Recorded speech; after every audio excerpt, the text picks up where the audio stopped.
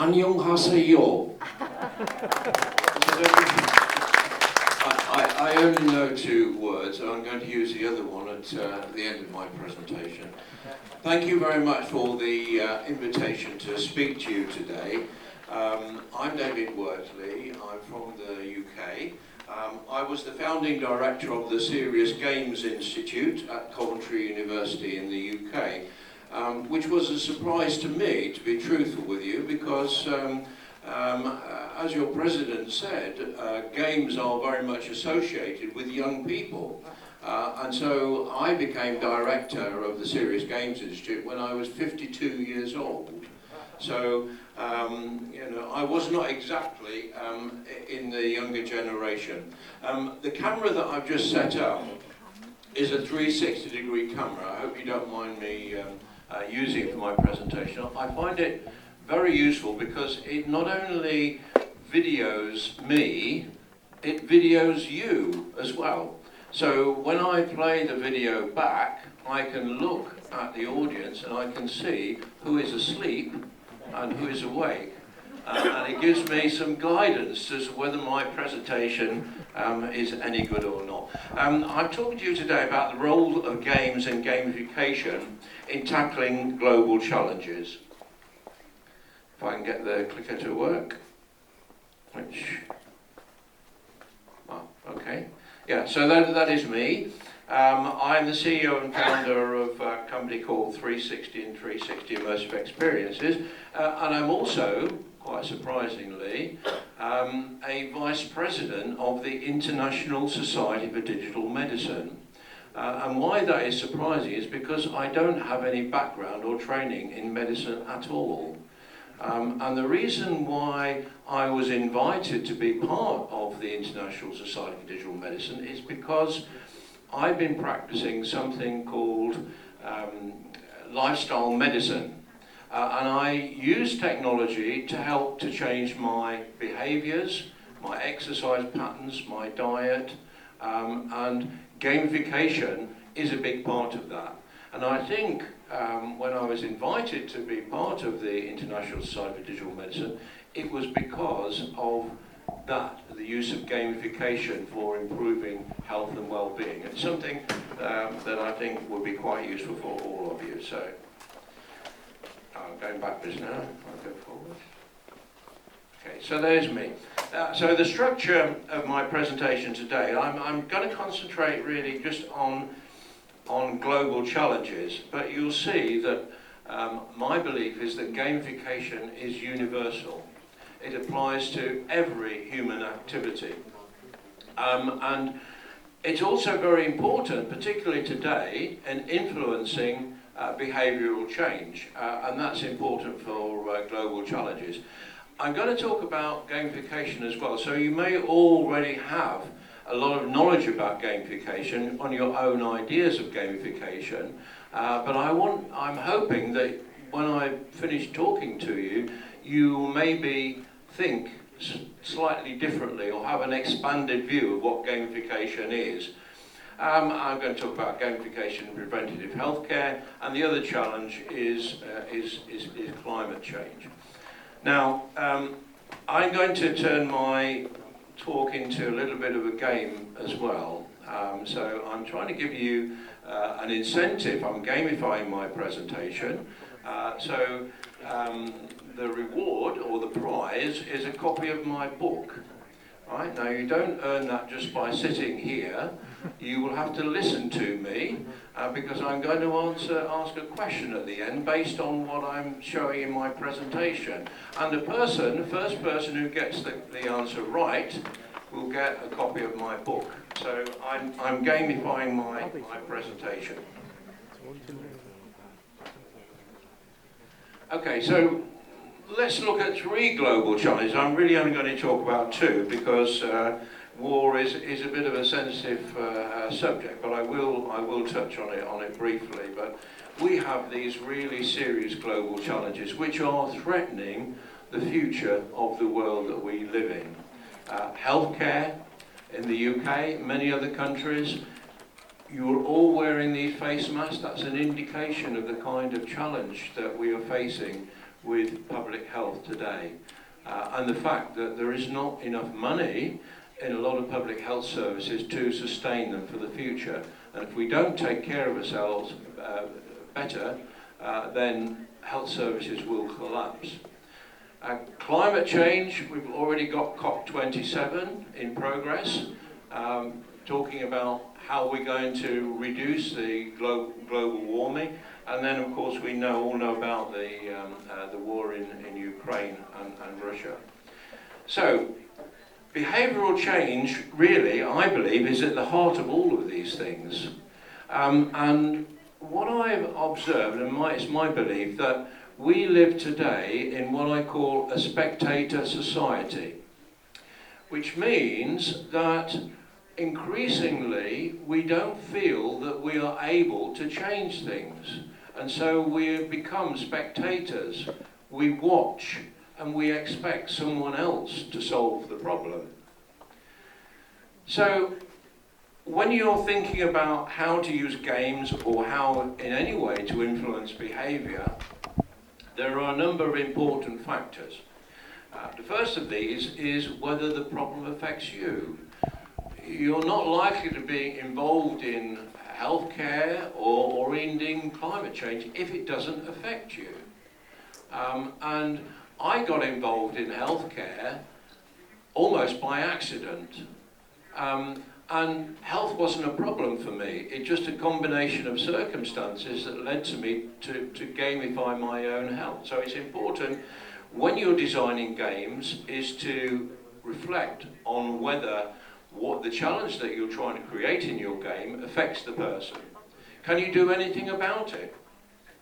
And if you can do something about it, is it going to be worth it? What will it cost you to do something about it? And how will my actions make a difference? You're less likely to get involved if you don't think what you're going to do is going to make any difference. And finally, we have the selfish attitude is what's in it for me, which is a big driving factor for a lot of people. So what is a game?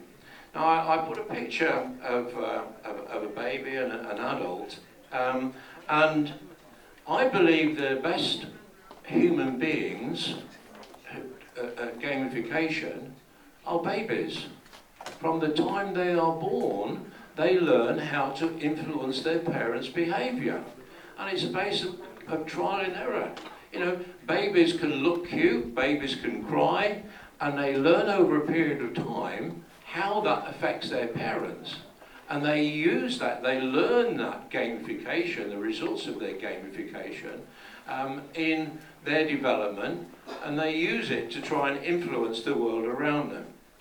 So even living creatures use gamification and games. So even anyone who's had a pet, a dog, or a cat will know how that animal can influence your behaviour. If the dog wants to be taken for a walk, it will look very pitifully at you. And it uses gamification to influence your behaviour. Of course, we all fall for it because we like to think that we're looking after our animals and our animals love us. So we fall for it. So all living creatures use games in one form or another, and they're a part of our DNA.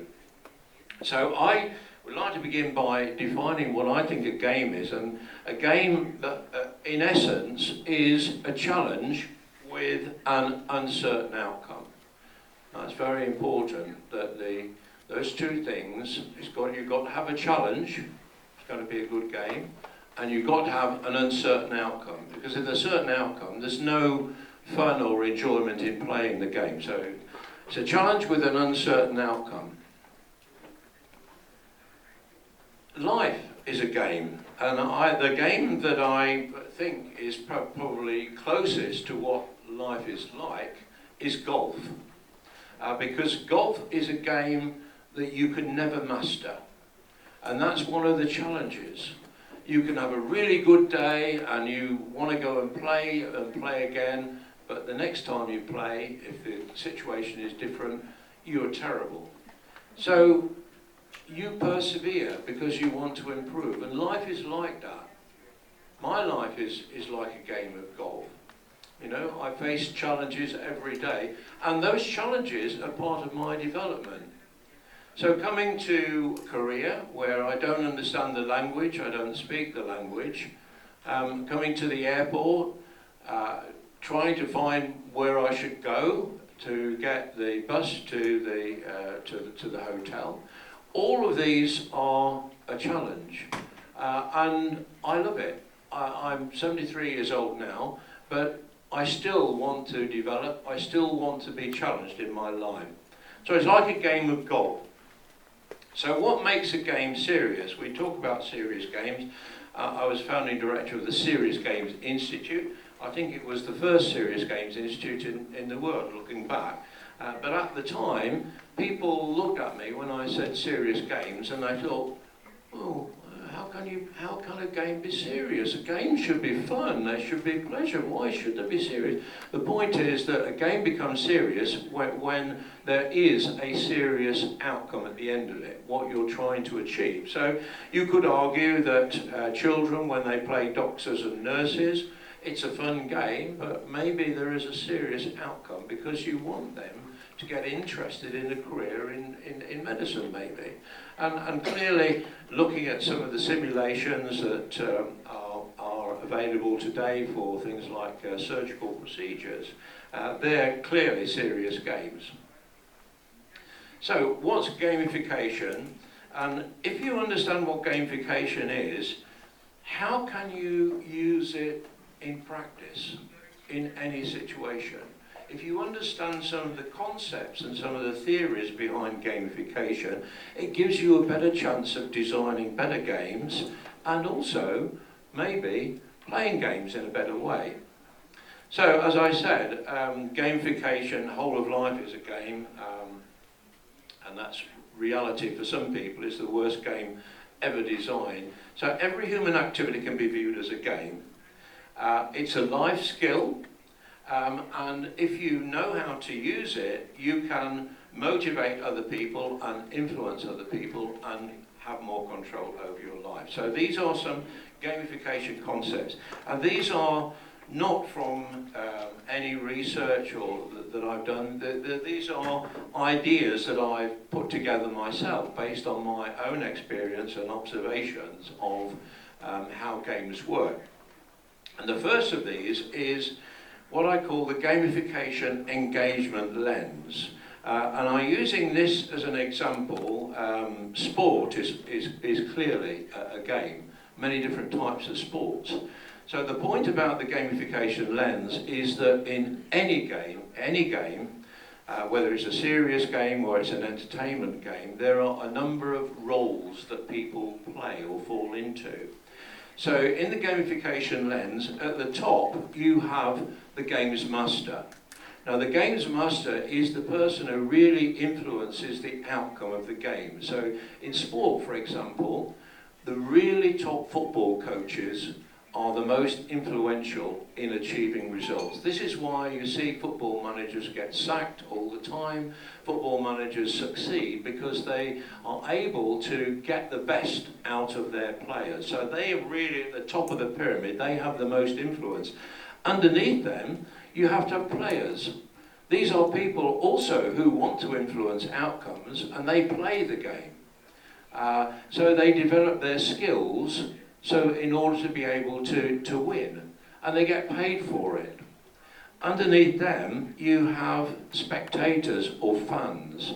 Now, in any game, in my opinion, these are some of the most important people, roles that play in any kind of game, serious or otherwise.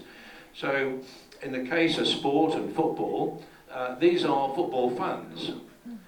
These are people who invest their time and their money to try and influence the results. They're not playing the game, but they are spending their time and their money, they're supporting, and they're hoping that their activities will help their team to win. So these are critical for the sustainability of the games. Underneath that, we have people who are less interested, but read the paper, look at the results of the football matches. They don't really maybe support a particular team, but they just like to keep their eye on it. And at the bottom, a role, or people what I call hermits. And hermits really got no interest in the game at all. They don't play any part in it, they're not interested, they don't put anything into it. So when you're gamifying, in my view, your aim is to move people up this lens. You need people who are spectators, you want to change them into fans, because they're going to influence the outcome. And if you're a player, you'll want to become the best player possible.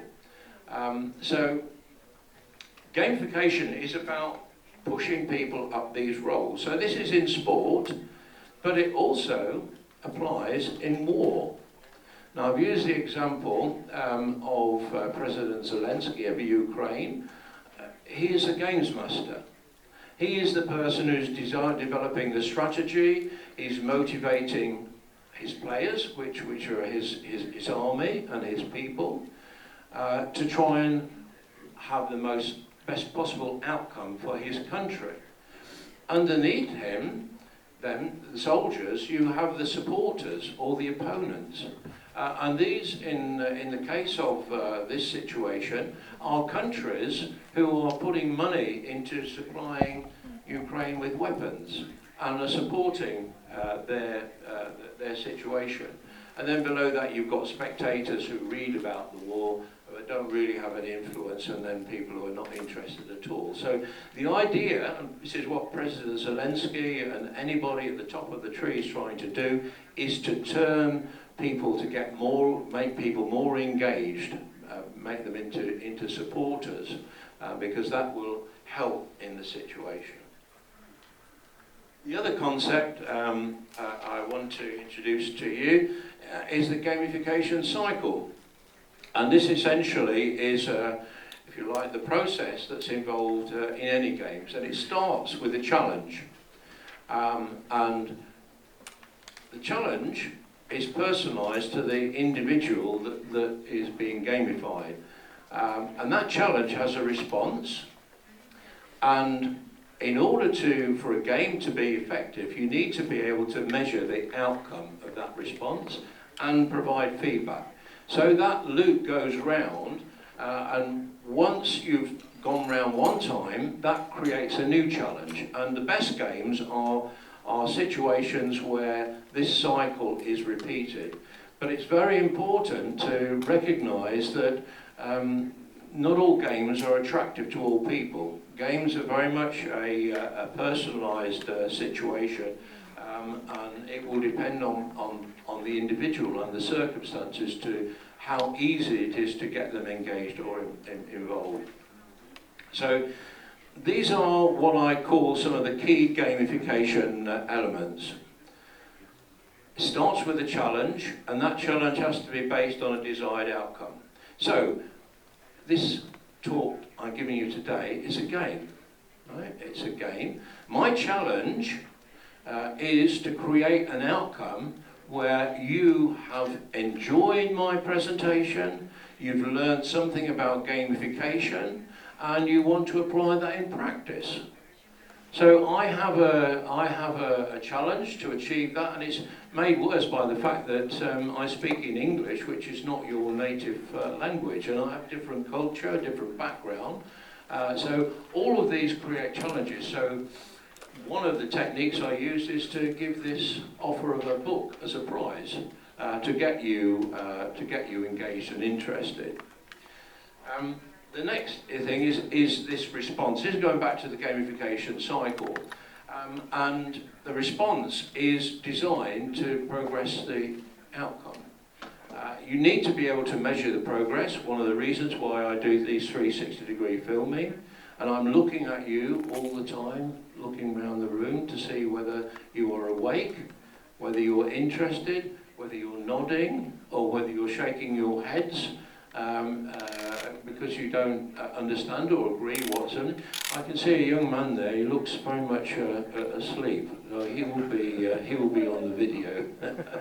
And of course, having some sort of feedback. And you'll see when it comes to health, measurement and feedback are absolutely critical. And at the end of all of this, in every games cycle, and those of you who develop games or use games within a university situation will know the importance of debriefing and reflection so that you can actually learn something from what you've been doing. So these gamification elements, I've written a white paper on gamification which includes all of these. So these are all things that you can use in the development of your games. So you're probably familiar with leaderboards. They're a component of games. So they're not essentially, you don't have to have all of these in every game, but you will choose the elements that you want to incorporate in your game in the game design. But as well as these elements, there are also what I call influencers. And these are, if you like, they relate to the personalisation of the game. I call it the A-list because all of these will affect whether a person is going to be engaged, whether they're interested, and whether it's going to be successful. So, for example, authority. And by authority, I mean when someone is gamifying a situation, does that person have authority in the eyes of the players? So a football manager has authority. He's called the manager, he's called the coach, so he has authority. Hopefully, me standing here and my background gives me some kind of authority and some kind of credibility in talking to you. So that, but also you have things like attractiveness. Whether the outcome of the game is going to be attractive, you know, is winning going to be worth something?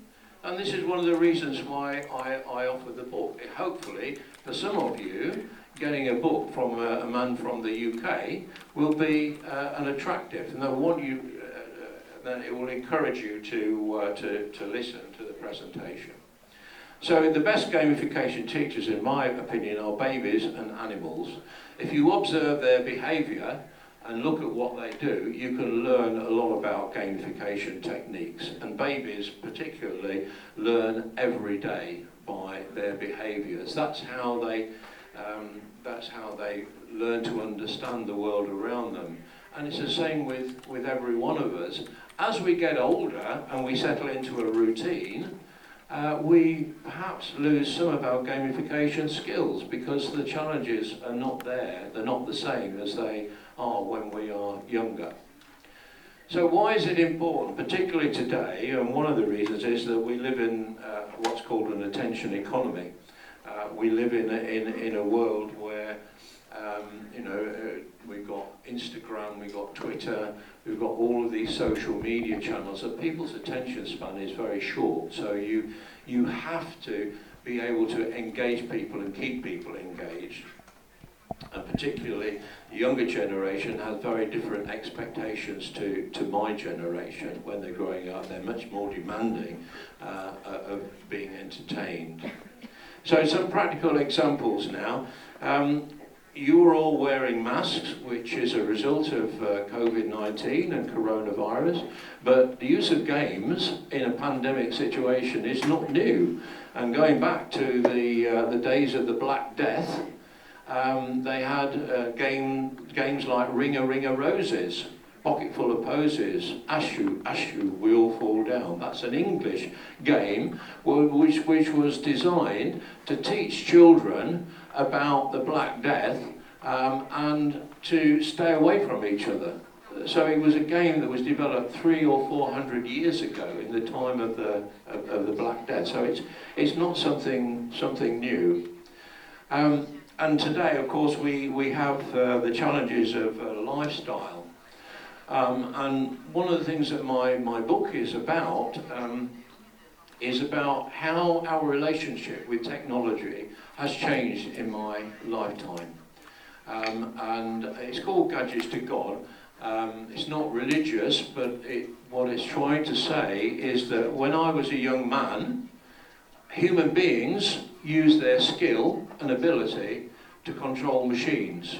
Today, we're already moved into the era where, with artificial intelligence, machines are using their skill and ability to influence human beings. And that's a fundamental shift. And one of the side effects of that is that we are becoming very much we're having sedentary lifestyles, sitting in front of the television. We have so many temptations which are affecting our lives. So it's a big challenge. And in the UK, Sir Simon Stevens, who was head of the National Health Service, he pointed out the fact that obesity is one of the biggest challenges facing society. Because it's a cause of so many medical problems, and with so many people being obese and getting diabetes, it's causing a burden on national health services. And he describes it as a slow motion car crash. So in the case of using games for healthcare, we have to try and use gamification and any other tool we can use to transition from thinking of medicine as being a cure to thinking of medicine as being a form of prevention. And this is how I do it. I use wearable devices. I've actually got two at the moment. I've tried most of the wearable, health trackable devices you've got. So on my left wrist I've got a Fitbit Sense, and on my right wrist I've got the latest generation of wearable devices from China, which measures blood pressure, oxygen saturation, heart rate variability, and a whole range of other things. And that provides me with a dashboard with the mobile applications that allows me to monitor my own health. And this is where gamification comes in, because I've got information about my health, and I can set myself challenges and things that I want to improve. And it works. So this is me back some over 20 years ago on this side. In the middle is round about 15 years ago, delivering a workshop, something similar to this. And then in 2013, when I started to gamify my own health, this is what I look like on the left-hand side. And this is a picture of me in a play. My hobby is acting. So I was in a play, and I'll tell you very briefly how I came to gamify my health. Some friends came to see the play, and they said, "David, I'm worried about you, you're getting fat." And another friend said, "David, where did you get your stomach padding from?" And I wasn't wearing any, it was my stomach. I thought it was something makeup for the part of the play. Well, that didn't really particularly bother me, but then I met an Australian academic in London who said, "I think you've got Russian blood in you because you look like a Russian bear. You know, like big thick neck, big body. Why don't you have a DNA test and see if you've got any genetic origins Russian?" So I sent off a sample, and it came back that I'm 99.9% European. I don't have any Russian blood. But what he did say was I had a 50% greater chance of getting diabetes 2. My DNA told me that. So I did start to think a little bit more seriously. And then the final thing was, all this happened within the space of about 2 or 3 weeks. I was looking at a BBC website, and it showed me a picture of a device called the Jawbone Up, which is one of the early fitness devices that measured your steps. It measured also your sleep and a number of other things. And so I decided to gamify my health. And at that time, everybody said, "You walk 10,000 steps every day, 10,000 steps every day. That's the secret of improved health." So that's what I did. I gamified my health. That was my target, 10,000 steps a day. And you may or may not believe it, but over the last 9 years since I started, I've walked at least 10,000 steps every single day, every day of my life, apart from the odd days like coming here to Korea. When I'm on the plane for 13 hours, so I don't have so many chances to walk that distance. So that's how I started, and within 3 months I'd lost 21 kilos. 21 kilos in weight. So that proved to me that there was something in this, the use of technology and gamification to manage my own health. And I've done that over the last 9 years, and I've learned a lot about what you need to do to improve your health. And it's not just about exercise. Your life circumstances also affect it. And when I started, I was living on my own in a flat, so I could choose what I did, what I ate. I was in control of my life. Then I met my partner, and I moved in with her, and over a period of 2 years I put a lot of the weight back on again, but I'm still walking 5 miles a day. It was because I had to adjust to her lifestyle. So she liked to eat, she liked a glass of wine in the evening, and so I fell into a different routine. And when COVID came along, it brought me back again to my senses, and so I started seriously gamifying my health again, and I've lost the weight again. So there are different types of health serious games, not all about behavioural change. Some are about education, but some are also useful therapies. And one of the most quoted serious games is a game called Remission, which is about 15, 16 years old. And I think it was developed by a company in the Netherlands, and it was designed to help children with cancer. And the way the game worked was the children were playing a game and they were zapping cancer cells. And they did, it was a proper clinical trial, and it proved that children playing the game had better health outcomes than children who didn't. And one of the reasons was that when they were playing this game, they felt that they were more in control of the situation. They were getting their own back on these horrible cancer cells. And it was that improvement in their mental health that also helped with their physical health. And behavioural change with lifestyle devices. This was a game that I developed called the Coronavirus Game Challenge. And it used game psychology and mechanics to teach people about coronavirus. And the idea was that, and this is where storylines and narrative come into play, the idea was that you hear you're not in your own country. So I used it on the basis of someone in Malaysia who was from Singapore. And they heard about coronavirus and they had to get back to Singapore. But to get back to Singapore, they had to go through different countries answering questions about coronavirus. So they received some information, they answered questions, and if they got everything right, they finished back up in Singapore. And they got marked on the accuracy of their answers.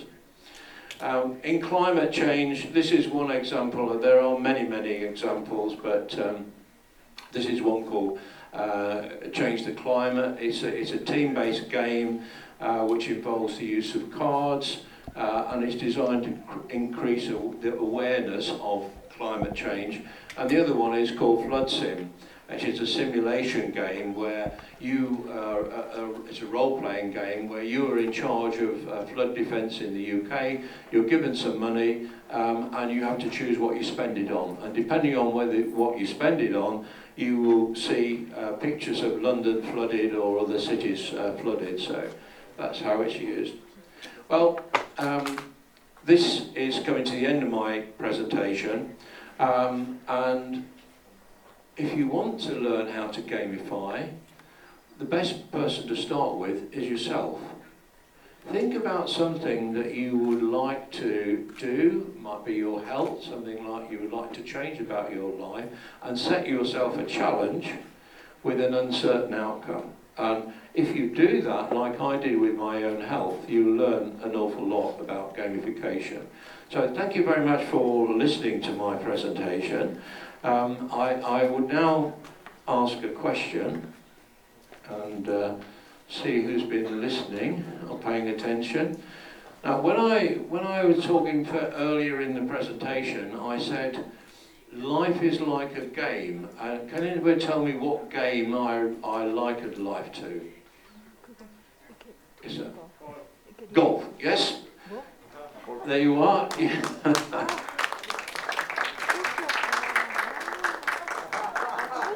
Yes. Thank you very much. And I know you. Of course, I know you, Kate. Yes, I've known this man for a number of years. He's a very good friend of mine. He did come over to Coventry University, and we went to round Warwick Castle, didn't we? And we had a good time. And so possibly because of that, because he knows me, I saw him nodding and agreeing with what I was saying. So I hope you enjoyed it, Kate, and it's lovely to see you again. Yeah. Okay. Thank you very much for listening.